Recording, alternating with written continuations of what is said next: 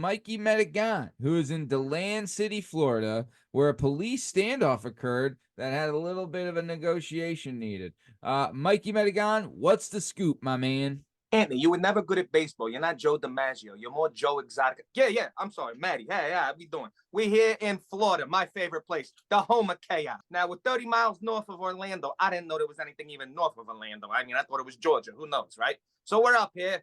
You can't even see the beach. Why am I here? I can't even get a tan here. So as I'm up here, I meet this good fella, Mr. Dempsey Hadley, a long-time city employee. Started in 1988, just retired in 2020. What's this guy do? He goes over, he drives to the local gas station. He needs some smokes. What's he do? He gets a couple packs of cigarettes, but he doesn't pay for them.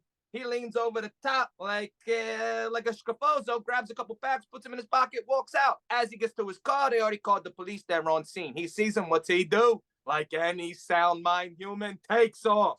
They throw down the tack strips. He hits them. Tires go flat. Doesn't stop Mr. Dempsey.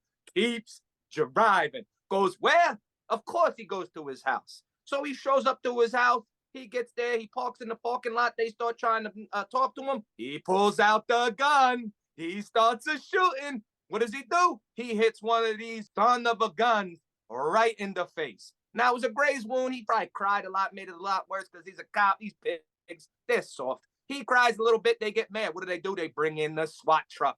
And what does that do? It pushes his car into his garage. So now he can't run, right? So he jumps out the car. He grabs a couple lighters. He starts lighting everything he sees on fire. Now, remember, he's in his own house. His family's in there. I'm not sure where he's going with this. He lights the garage on fire. Of course, the flames quickly spread to the house. The family runs out. He goes upstairs. The cops are backing up. He's still shooting out the windows. Now, at this point, the house is fully engulfed in flames. You can barely see it. Smoke coming out. I spoke with one of the, his name's Mr. Chitwood, who seems to be the sheriff down here. And he said he couldn't believe this Medigan was able to breathe with all the black smoke. They couldn't believe he was still alive. He's running back and forth. Where is he? He's up on his balcony. So what did these guys do? We got to get him out of here, right? We can't have this going on.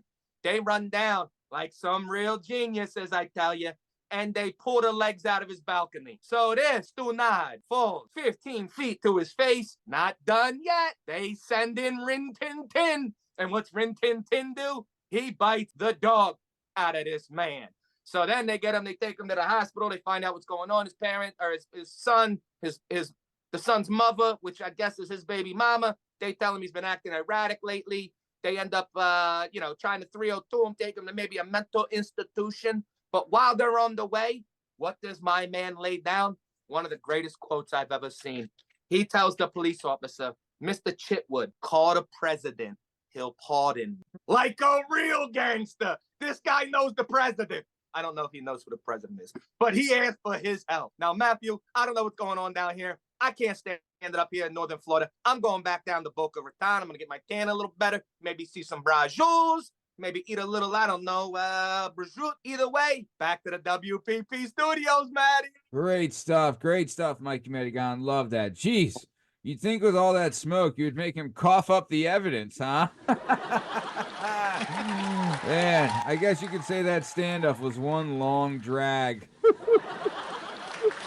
Oh, man, I bet the cops wish they brought some extra filters for the tension in the air. Oh, great stuff.